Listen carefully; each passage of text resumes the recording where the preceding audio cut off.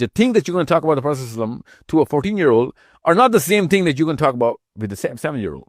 So much so, it's ironically, and you'll be surprised by how I'm going to finish this statement, that the grandeur of the Prophet ﷺ, the way you're going to narrate the grandeur of the personality of the Prophet ﷺ, is way more in demand by a 7-year-old, under 7-year-old, than a teenager. You know, that's how psychology works. That's why the heroes that we taught when we were kids were way bigger heroes when we were kids than the heroes that we have, which we now have. You need to understand how human brain is designed. It starts from, enhancing and inflating and, enunciating way bigger spectrums when we're kids. And that spectrum starts to shrink as much as we grow.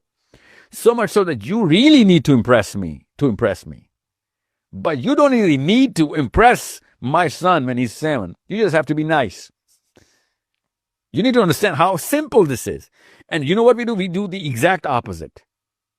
Instead of making him the biggest hero, sallallahu, how, I'll tell you later, but we actually give him the smallest bites.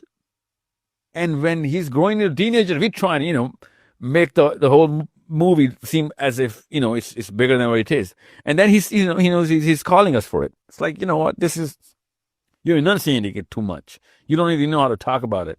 And you're boring me out of it. That's how Muslim kids are coming out of the Prophet ﷺ's archetype. This is the problem that it can be easily solved by just, flipping the prism of how we introduce our own Prophet to our own Muslim kids. It is that simple.